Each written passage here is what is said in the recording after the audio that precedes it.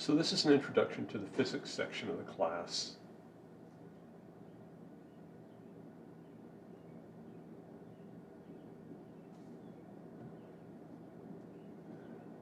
We'll begin with what is physics. Physics is really the study of fundamental particles and their interactions.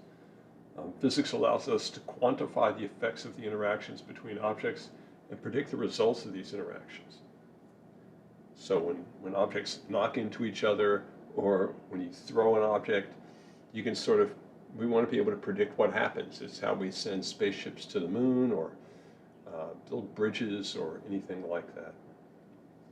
Physics plays an important role in all areas of science. It's kind of why we're doing it first in this class. It also plays a role in engineering and technology because it quantifies the underlying interactions between all objects. It's important in chemistry and biology. It's just important in every area of science. It sort of provides the dirt work, the foundation for that all these other sciences are built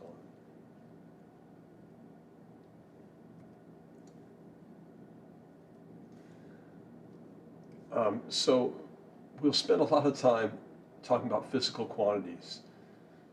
We do this in all areas of science. We kind of collect these things we call physical quantities. A physical quantity is just a measurable property of matter.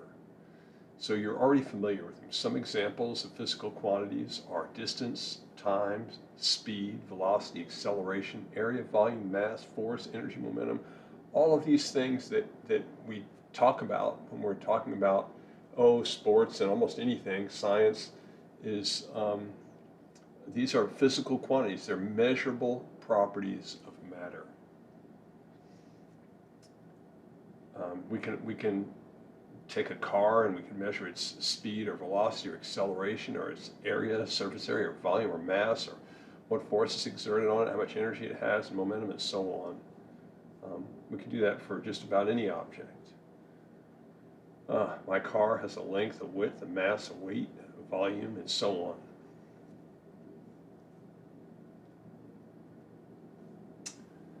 So what are some physical quantities? Well, you're familiar with all of these, I think. Length has a lot of synonyms. Distance, width is another form of length, you might say, even though we kind of use those separately, or height. They're all just distances between points, right? Area is length times length. If you're buying carpeting for your house, you need to know the area of the room. You might say it's length times width, and I wouldn't argue with you, but width is just another form of length. Time is duration, just how long it takes for something to happen. It's very hard to use the word to describe time without just using synonyms for time. There are some physical quantities that are that way. Length is another one, really. Speed is rate of travel. It's distance over time. We use the letter V for it here, and we write it this way often. The change in position, x is position, over the change in time. That little triangle is the Greek letter for delta, and so we'll say it's delta x over delta t. It's the change in distance over the change in time. We're going to spend some time talking about that in the next section or so. Velocity, most people use that as a synonym for speed. Velocity is actually speed plus direction. So if I said I was living in Weatherford and I was traveling to Oklahoma City, my speed might be 70 miles an hour, but my velocity would be 70 miles an hour east. So velocities include directions. We'll talk about that more. Acceleration is the rate of change of the velocity. So we all know what it means to accelerate. If you step on the gas in your car, your speed is changing, or your velocity is changing. And so that means you're accelerating. You can also accelerate when you slow down. Most people, in common language, would call that decelerating. But in physics, we would just say that's a negative acceleration, or it's an acceleration that has the opposite sign of the velocity. But it's also just a change in velocity over a change in time, speeding up or slowing down. So notice that speed or velocity is change in distance over change in time. Acceleration is change in velocity over change in time. Right? Slightly different things, although they're both the rate of change of something. So mass is an amount of matter. Um, mass is sort of a measure of the inertia of something. Its resistance to changes in motion. If you've ever been given a present when you're a little kid and you shake it, you're trying to figure out how much mass it has, how hard it is to change its motion. If it shakes really easy, there's something very light inside. If it's really hard to shake, there might be a giant brick of gold in there or something. We also talk about forces. This was Newton's big contribution. A force is just what you think it is. It's a push or a pull or a tug or a yank, right? But there are examples of forces that are just around us. The weight. When you feel the weight of something, when you're holding something up, gravity is pulling it down. The Earth supplies gravity that pulls down on things, pulls them towards the Earth. And so that's a force, that gravitational force. And so if you hold something up, you're resisting that gravitational force, and so you're having to supply another force to hold it up. So those are a few physical quantities. There are many more: energy, momentum, brightness, temperature, lots of things. We'll talk about them as we work through the course. Fundamental physical quantities. So there are certain physical quantities that are made from others, like area, we already said, is length times length. Volume is length times length times length. Let's not worry about length times width times height, because width and height, we have already said, are both lengths. Velocity is length over time. Acceleration is velocity over time, so that's length over time, which is length over time squared. You begin to see that a lot of physical quantities are made up of things like length and time and mass. Force is mass times length over time squared.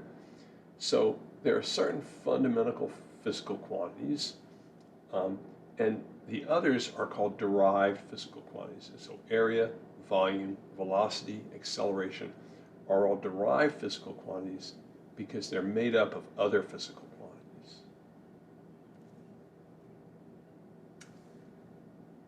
So the physical quantities that make up derived physical quantities are called fundamental physical quantities. There are actually 7 fundamental physical quantities, and that's it.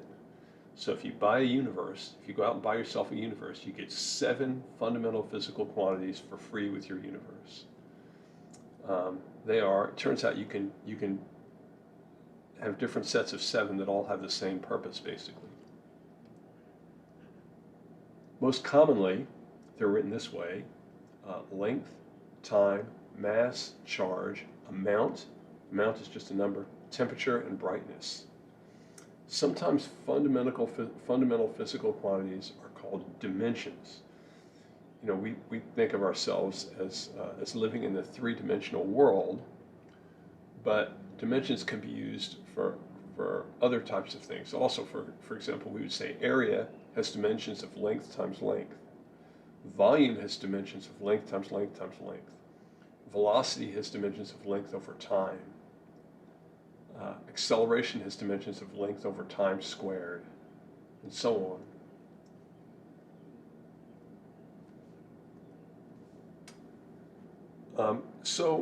Another thing we have to sort of deal with is the mathematics of some of these physical quantities. And I'm going to do another slideshow on these in a little bit, but I just want to mention here that there are 2 types of physical quantities that we'll deal with in this class. Some are called scalars and some are called vectors. So this is just a mathematical representation of these physical quantities. And the language of physics is mathematics, and the language of much of science is mathematics. And so we have these mathematical entities called scalars and vectors. And so a scalar is just a value. And so temperature is a scalar, for example. Mass is a scalar. But a vector has both a magnitude, a value, and a direction. So I said earlier, speed is just a scalar. It's got, if you're traveling to Oklahoma City, your speed is 70 miles an hour. But your velocity as a vector is 70 miles an hour east. And so certain physical quantities are scalars, like mass and temperature, And certain ones are vectors like speed and velocity and acceleration. Sorry, speed is also a scalar because speed is velocity without the direction. So these are every physical quantity that we'll talk about falls into one of these categories, either a scalar or a vector.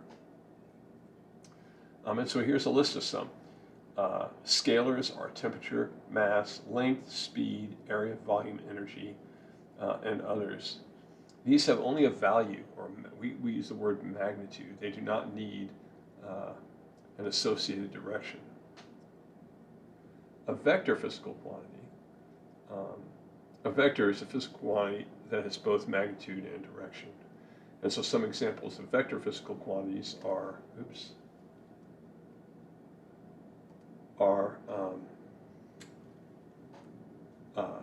velocity, displacement. So the displacement is, right now, my displacement from my house is about 90 miles south. I'm actually in a different town right now. Acceleration, the acceleration of gravity is 9.8 meters per second squared downward. Force, anytime you exert a force, it has a direction. If you exert a force on a wall or the floor or a ball, anything like that. Same thing with momentum. Momentum always has a direction. And so certain physical quantities have a value and a direction. Certain ones just have a value. So a velocity is 30 miles per hour due north. An example of a displacement is I traveled 7 miles, 20 degrees south of west. So those are vectors and scalars, and we'll talk a little bit more about that as we go. We'll mostly talk about scalars in this class. We won't get too mathematical. I feel like my screen is off just a little bit, so let me just see if I can fix this here real quick. There we go. Okay, so we're going to talk a little bit about units here. And so I always like to talk about units in terms of a shopping list. If I get a shopping list and go to the store and it says oranges, lettuce, milk, corn, strawberries, ice cream, and cheddar cheese, which isn't too far from what I eat, you can sort of see that there's something missing from this list, right? If I handed this to one of my kids and said, hey, go get this, you could say, well, if you were given this list, you might say there's something missing here. And that is how much, right? And so you can think of these guys as the physical quantities, even though they're really just bits of food, types of food. But then I have to, if I want to quantify these things, just the same way if I want to quantify a speed or any other physical quantity of mass, of weight, and energy, and so on, I have to put some numbers to it, right? And so I might say, well, here are my numbers. I want oranges, I want 2, lettuce, I want 1, milk, I want 3, corn, I want 4. Well, you can see that this doesn't help too much, does it? And you might look at the top one and say, well, I want 2 oranges. Maybe that's what I want. I want 1 lettuce. I want 3 milks. Well, what is that? Are those 3 quarts or gallons, cups? Is that 4 cans of corn or 4 kernels of corn? That would be silly. Or 4 ears of corn? So I still haven't quite got my list together yet, right? I haven't gotten everything quantified. I have to do one more thing, and that is I have to specify units, right? And so I want 2 pounds of oranges. I want 1 head of lettuce. I want 3 quarts of milk. I want 4 ears of corn. I want 2 pints of strawberries. I want 1 gallon of ice cream. Actually, I want about 5 gallons of ice cream, but that's another story. And I want 2 8-ounce packages of cheddar cheese. And so if I want to quantify something, here I'm quantifying oranges and lettuce and milk and so on, I need units, right? And so in physics, in addition to having physical quantities, which are just mass and velocity and acceleration and so on, I have to specify units for them so that I can put numbers to it. It doesn't make sense to have this, to have a list of physical quantities that I want to understand in a quantitative way without having units. And so in this class, we'll mostly use the SI unit system. And the SI unit system is based on meters for length, seconds for time, and kilograms for mass. And we'll do some more as we go. But these are the basic ones that we'll talk about for the most part. We'll talk about some others. And so I want to tell you a little bit about how these are defined. What is a meter, right? What is a second? What is a kilogram? These have been specified somewhere, and we all have to agree on what they are.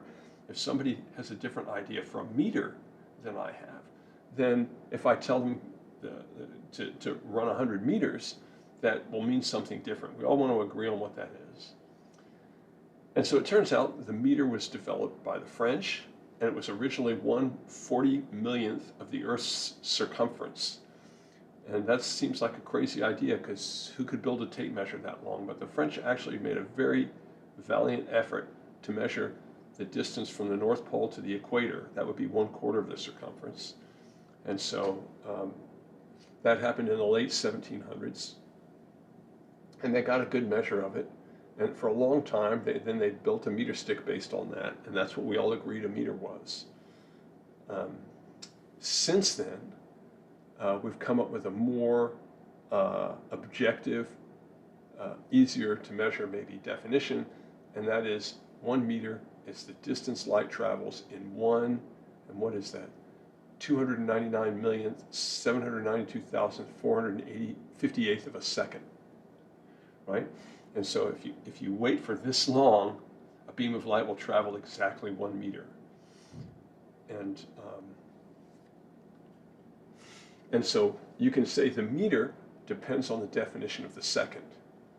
Because if we're going to wait for this many seconds, we have to know what a second is, right? And so here's what a second is. 1 second is the time for 9,192,631,770 oscillations of the hyperfine spin-up, spin-down splitting of the 6s electron transition in the cesium atom. Believe it or not, that's what it is. And in the US, the Bureau of Standards can measure that, and so we all know what a second is. The nice thing about these two physical quantities, the second and the meter, is that they're not based on anything that's Earth dependent.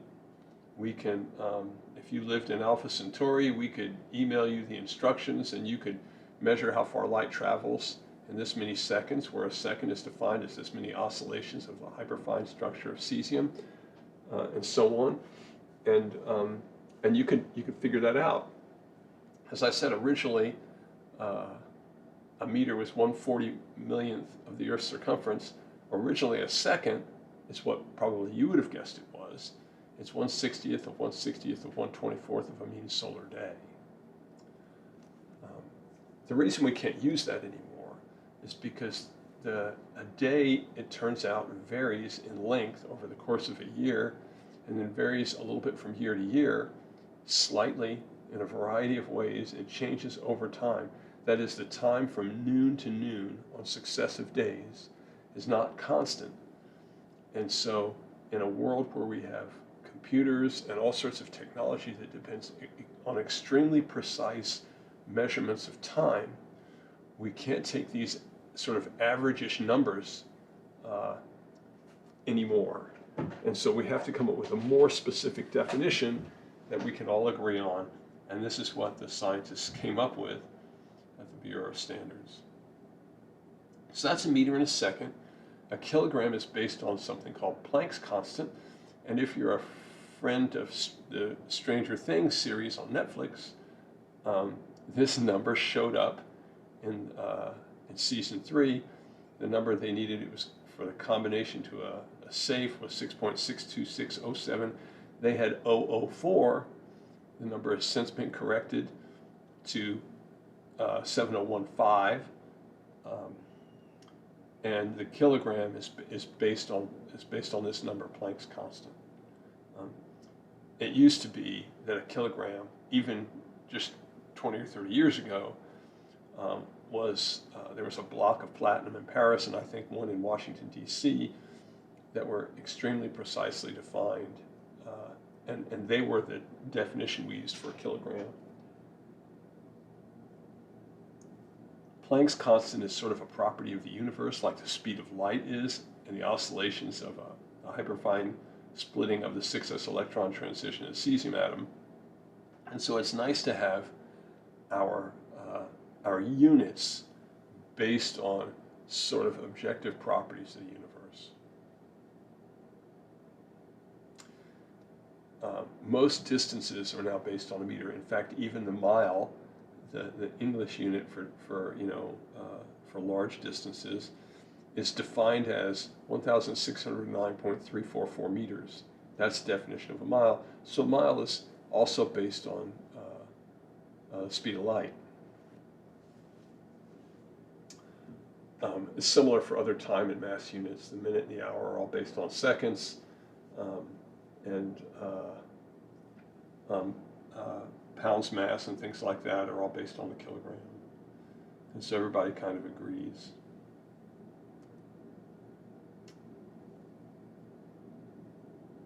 So here are a few physical quantities we'll use in their units: velocity, acceleration, force, energy, power, luminosity, and brightness. These are some we'll come across. And we'll come across more than this, but these are certainly ones we'll talk about. Remember, velocity is distance per time, right? It's distance over time. And so the unit is meters over seconds, right? Similarly, acceleration is length over time squared. We already determined that a few slides back. And so that means the units are meters over seconds squared. Right? So the dimensions are length over time. The units are meters over seconds. Right? The unit for force is newtons. Newton played a big role in our understanding of what forces do. And it turns out if the base units for force is kilograms times meters over seconds squared. And so the SI unit system, the international system of units, it used to be called the metric system when I was a kid, is the unit for force for that is a newton. The English unit is a pound. And a newton is just a kilogram times a meter per second squared by definition. Similar, the energy unit for energy is joules, and that's kilograms times meters squared over seconds squared. Energy is just force times distance, so it's newtons times meters, which is kilogram meters squared over seconds squared, like I said. Power is energy per time. We'll talk about these in more detail as we go. We measure power in watts. You're probably familiar with this. It shows up on light bulbs and other places. A watt is just a joule per second, and so it's this whole thing divided by second, which gives us kilograms meters squared over seconds cubed. Luminosity. Luminosity is sort of the wattage of a bulb, you might say. And so typically when you buy bulbs nowadays, when I was a kid they were measured in watts, but now they're measured in lumens. They're slightly different. A lumen is 0.00146 watts, or 0.00146 kilograms meters squared over second cubed. Brightness is watts per square meter, which so brightness is how much light is hitting an area per second, kind of thing. And so if the light's really concentrated, if you have a lot of light over a small area, it's very bright. If you have a little light over a large area, it's dim. And so this is the area goes in the denominator, and the wattage goes in the numerator. And if you figure out what watts is, it's kilograms meters squared over second cubed. Well, if you divide by meters squared, it cancels out the meters squared that's up here in the watts, and you just end up with kilograms per second cubed. So those are a few units. So you can see things get a little bit complicated when we're talking about these physical quantities and the units we measure them in. So the international system, or the SI system, like I said, when I was a kid we called it the metric system, is conveniently based on powers of 10. This is why it's so much easier than the English system, which is based on crazy numbers. Like there's 12 inches in a foot, and 3 feet in a yard, and 1,760 yards in a mile, or 5,280 feet in a mile. Who knows how many inches that is? You'd have to multiply by 12. In the metric system, everything's powers of 10. And so we just use prefixes to indicate numbers. And so the prefix kilo means 1,000. And so a kilometer, which is a km, is 1,000 meters because the K means 1,000. Mega means a million, and so if you've seen a megabyte, that's a million bytes. A byte is a single 8-bit unit of information. Giga means a billion. Tera means a trillion, right? And so a terabyte is a trillion bytes of information.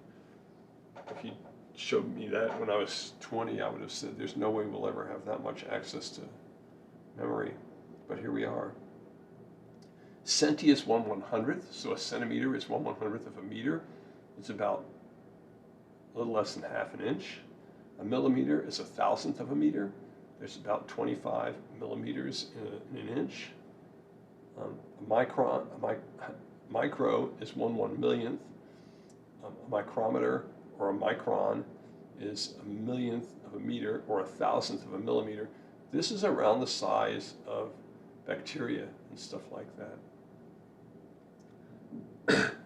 A nanometer, notice the letter N, is a billionth. That's maybe 10 times bigger than a typical atom, something like that, right? A picometer is somewhere between the size of a nucleus and the size of an atom.